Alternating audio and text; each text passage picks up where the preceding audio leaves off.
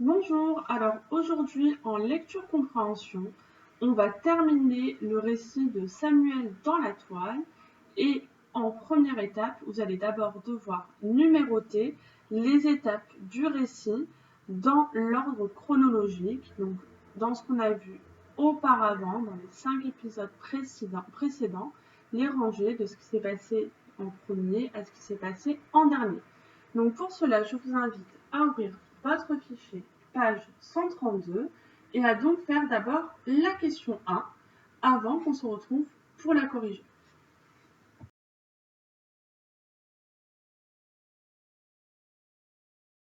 Donc pour l'exercice 1, il fallait ranger les phrases dans l'ordre suivant.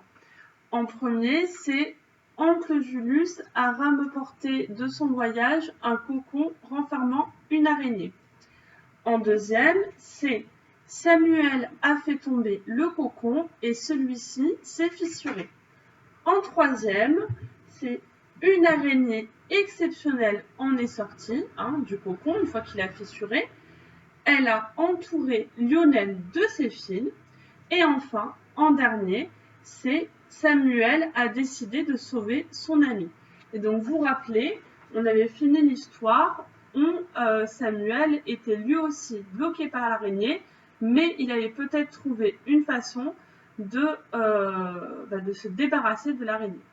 Donc, je vous invite maintenant à lire le texte en entier et ensuite on se retrouve pour que je vous explique les questions et avant quelques mots de vocabulaire qui vous auront peut-être posé problème. Bonne lecture.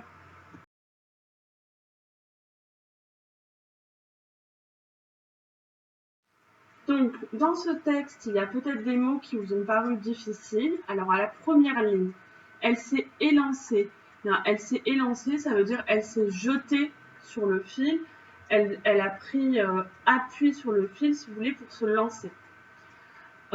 Ensuite, à la deuxième ligne, elle s'est mise à tournoyer. Donc, à tournoyer, c'est en fait à tourner. C'est un synonyme pour tourner. Et à enserrer ma main, donc ça veut dire qu'elle a serré autour de la main. À la ligne 9, avant, je voulais vous dire, à la ligne 7, il s'est recroquevillé. Donc se recroqueviller, en fait, c'est comme si on se met un petit peu en boule, d'accord? On reprend, on se referme sur soi, d'accord? À la ligne 9, vous avez Samuel, peux-tu m'expliquer ce que c'est que tout ce bazar? Donc le bazar, c'est quand il y a quelque chose qui est très mal rangé ici. Et ensuite, à la ligne 12, c'est n'importe quoi, tu as tout dévidé. Donc en fait là, c'est un terme pour les pelotes de fil. C'est quand on a enlevé tout le fil autour de la pelote et que du coup, il est étalé de partout. On dit qu'on a dévidé la pelote. Donc maintenant, je vais vous expliquer les différentes questions que vous allez devoir faire. Alors, pour la question 2, vous avez une phrase du texte qui est en orange, et donc il faut trouver la phrase qui a le même sens, la phrase synonyme entre ces deux phrases. Ensuite, pour l'exercice 3, vous devez cocher les bonnes réponses à la question qui est « Que voit la mère de Samuel dans la chambre ?» Attention, elle voit peut-être différentes choses, d'accord, et peut-être pas au même moment. D'accord? Donc, et attention, c'est ce qu'elle a l'impression de voir elle. C'est pas forcément la vérité. Ensuite, dans la question 4, vous allez devoir répondre aux deux questions en faisant une phrase. Donc, toujours, on reprend la formulation de la question pour faire une bonne réponse à une phrase. Et alors, la première question, c'est une question sur les émotions. Donc là, c'est pas forcément dit dans le texte, alors que la deuxième question, là, c'est vraiment un élément du texte qu'il faut reprendre. Donc la première, c'est plutôt lire entre les lignes.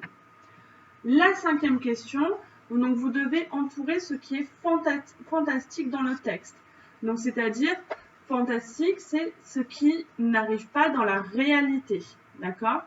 Donc, vous devez entourer, il y a peut-être plusieurs choses qui sont fantastiques dans ce texte.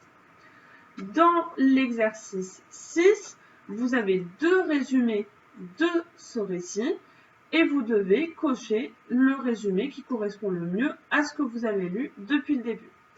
Et enfin, l'exercice 7, Donc c'est pour donner son avis sur ce long texte. Donc vous devez colorier les propositions si elles conviennent à votre avis. Vous avez 4 avis différents. Vous pouvez en colorier plusieurs, si ça correspond à ce que vous pensez. Et ensuite, dans tous les cas, que vous ayez colorié des choses ou pas, il faut que vous donniez votre avis personnel. Donc ça, on ne corrigera pas parce que c'est vraiment chacun. Est-ce que vous avez aimé cette histoire? Est-ce que vous n'avez pas aimé cette histoire? Et à chaque fois, si vous l'avez aimé, pourquoi? Si vous ne l'avez pas aimé, pourquoi? Et peut-être qu'il y a des choses que vous avez aimées et des choses que vous n'avez pas aimées. Donc voilà, il faut vraiment expliquer pourquoi vous avez aimé, moyennement aimé ou pas du tout aimé. Donc je vous laisse faire cette page, on se retrouve pour la correction.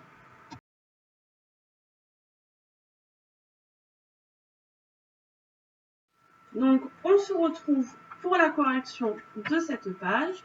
Alors, pour la première, la phrase qui était synonyme à « elle s'est élancée sur le fil à côté de mes doigts qui glissaient, s'est mise à tournoyer à toute allure et à enserrer ma main », il fallait cocher la première, c'est-à-dire l'araignée s'est avancée près de mes doigts, a tourné sur elle-même très vite et a entouré ma main en serrant.